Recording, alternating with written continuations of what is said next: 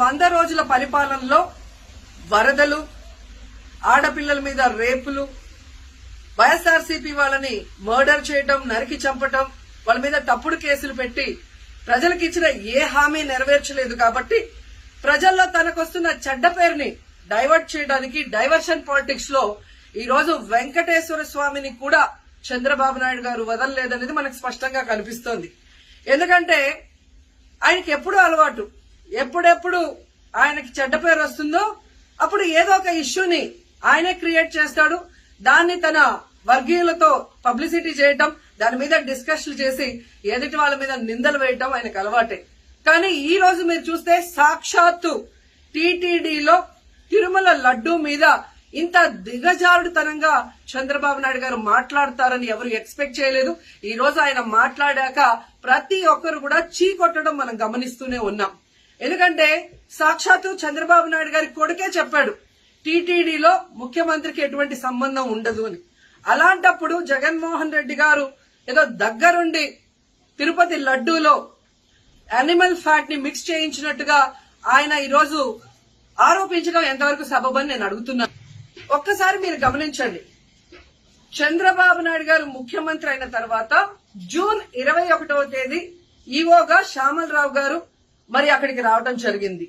నెయ్యి వాసన చూస్తూ లడ్డూలో స్వచ్ఛమైన నెయ్యిని మేము వినియోగిస్తున్నామని ఆయన చెప్పడం కూడా మీరు అందరూ గమనించుంటారు. జూలై 6వ తేదీ 12వ తేదీ 2 సార్లు ట్యాంకర్లది టెస్ట్ చేయడం జరిగింది.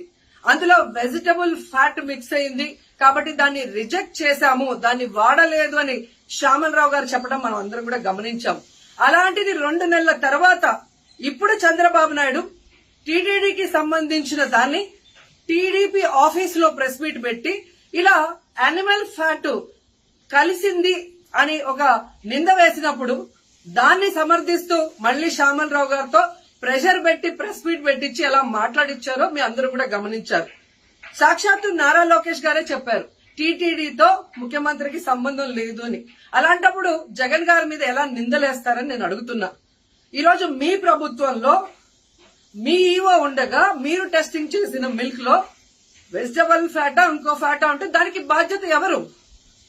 శ్యామలరావు గారా, లేదా ప్రభుత్వంలో ఉన్న చంద్రబాబు నాయుడు గారా, లేదా ఎవరు టీటీడీ బోర్డులో ఉన్న మెంబర్సా? సో ఇది ఒకసారి మనం ఆలోచించాల్సిన విషయం. అంటే ఈవో గారు తాను జాయిన్ అయినప్పుడు ఏం చెప్పాడు, ఈ రోజు చంద్రబాబు నాయుడు ప్రెషర్ పెట్టాక ఏం చెప్పాడు అనేది భక్తులందరూ కూడా గమనించాల్సిన విషయం. రెండవది మీరు చూస్తే చంద్రబాబు నాయుడు డైవర్షన్ పాలిటిక్స్ ఎప్పుడూ చేస్తుంటారు. అలాగే ఈ రోజు ఆ తిరుమల కొండ మీదకి జగనన్న అధికారంలో ఉన్నప్పుడు మోడీ గారు వచ్చారు, అమిత్ షా గారు వచ్చారు, ఎక్స్ సీజే రమణ గారు వచ్చారు, ప్రెసిడెంట్ సీజే గారు వచ్చారు. అంతెందుకు చంద్రబాబు నాయుడు ఫ్యామిలీతో సహా వెళ్లాడు, పవన్ కళ్యాణ్ గారు వెళ్లారు. లడ్డూలో ఏ మాత్రం రుచి తేడా ఉంటే ఆ రోజే వాళ్ళు కంప్లైంట్లు ఇచ్చుంటారుగా, ఎందుకు కంప్లైంట్లు ఇవ్వలేదు?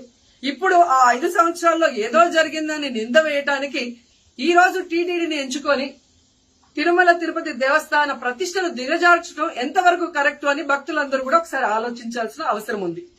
అండ్ మూడోది, ఈ రోజు ఎవరైతే బీజేపీ నాయకులు కూడా మాట్లాడుతున్నారో వాళ్ళని నేను అడుగుతున్నా, ఇదే టీటీడీ బోర్డులో మెంబర్లుగా బీజేపీకి సంబంధించిన వాళ్ళు ఉన్నారు. మరి ఆ రోజు తప్పు జరిగితే వీళ్ళందరూ ఎందుకు మోడీ గారికి అమిత్ షాకి ఇన్ఫార్మ్ చేయలేదు, ఎందుకు దీని మీద చర్యలు చేపట్టలేదు అనేది నేను అడుగుతున్నా. అలాగే ఈ రోజు తెలుగుదేశం పార్టీ అధికార పార్టీలో ఉన్న వేమిరెడ్డి ప్రశాంతి గారు ఆ 5 సంవత్సరాల కాలంలో ఈ పర్చేసింగ్ కమిటీలో 5 సంవత్సరాలు ఉన్నారు. అలాగే ఇప్పుడు మంత్రిగా ఉన్న పార్థసారథి గారు కూడా పర్చేసింగ్ కమిటీలో ఉన్నారు. మరి వాళ్ళని విచారించండి, ఆ బోర్డు మెంబర్లందరినీ బయటకు వచ్చి మాట్లాడమని చెప్పండి, తప్పు జరిగిందా లేదా. ఈరోజు ఇంతమంది గొప్ప గొప్ప వాళ్ళు తిరుమలకు పోయి లడ్డు తిన్నా జరగని తప్పు వాళ్ళ పర్చేస్ కమిటీలో ఉన్న వాళ్ళు జనసేన పార్టీ తెలుగుదేశం పార్టీలో చేరిన వాళ్ళని మాట్లాడకుండా కేవలం జగన్ గారిని టార్గెట్ చేసి మాట్లాడటం చూస్తే రాజకీయ లబ్ధి కోసం తిరుమల పవిత్రను భ్రష్టు పట్టిస్తూ ఈరోజు చంద్రబాబు నాయుడు చేస్తున్న నీచ నికృష్ట రాజకీయాలు అందరూ కూడా గమనించి ఆ చంద్రబాబు నాయుడికి బుద్ధి చెప్పమని కోరుకుంటున్నా. ఇక ఫైనల్ గా తనని ఎవరూ నమ్మరు అనుకున్నప్పుడు పవన్ కళ్యాణ్ గారిని ఫ్రేమ్ లోకి తీసుకురావడం చూస్తున్నాం. ఇది కూడా మనం అందరూ కూడా గమనించాలి. ఎందుకంటే ప్రాయశ్చిత్త దీక్ష చేస్తున్నానని పవన్ కళ్యాణ్ అంటున్నారు. ప్రాయశ్చిత్త దీక్ష ఎవరు చేస్తారు? తప్పు చేసిన వాళ్ళు చేస్తారు. అంటే చంద్రబాబు నాయుడు తప్పు చేశాడు, ఇది అబద్ధం, ఈ లడ్డూలో కల్తీ జరగలేదు, ఇది నాకెక్కడొచ్చి ఆ పాపం చుట్టుకుంటుందన్న భయంతో పవన్ కళ్యాణ్ ప్రాయశ్చిత్త దీక్ష చేస్తున్నారనేది ఈ రోజు మా అందరికీ అర్థమవుతున్న విషయం. ఎందుకంటే ఈ రాష్ట్రంలో తిరుమల కొండ మీద 1000 కాళ్ల మండపాన్ని కొట్టేసింది చంద్రబాబు నాయుడు. దుర్గా గుడిలో క్షుద్ర పూజలు చేయించింది చంద్రబాబు నాయుడు. విజయవాడలో 25కు పైగా పవిత్రమైన దేవాలయాల్ని కూర్చింది చంద్రబాబు నాయుడు. పూజల్లో బూట్లు వేసుకొని పూజలు చేస్తూ అన్ని తొక్కేసింది చంద్రబాబు నాయుడు గారు. ఇలాంటి చంద్రబాబు నాయుడు కోసం ఎన్ని ప్రాయశ్చిత్త దీక్షలు చేసినా ఆయనైతే దేవుడు క్షమించడు, అలాగే హిందువులు కూడా చంద్రబాబు నాయుడిని క్షమించరు. ఆ పాపం నుంచి తప్పించుకోవడానికి పవన్ కళ్యాణ్ చేస్తున్న ఈ 11 రోజుల ప్రాయశ్చిత్త దీక్ష పవన్ కళ్యాణ్ కి మాత్రమే పనికొస్తుంది. కాబట్టి ఇకనైనా తిరుమల తిరుపతి దేవస్థానాన్ని అడ్డం పెట్టుకుని జగనన్న మీద దుమ్మెత్తి పోసే కార్యక్రమాల్లో ప్రతిష్టగా దిగజారిస్తే తిరుపతి అమ్మాయిగా నేను ఊరుకునేది లేదని కూడా ఈ సందర్భంగా తెలియజేసుకుంటున్నా. రోజు ఈ అవినీతి గురించి ఒక మచ్చుతునకి ఏంటంటే, దర్శనం అయిపోయినాక ప్రసాదాలు ఇస్తారు.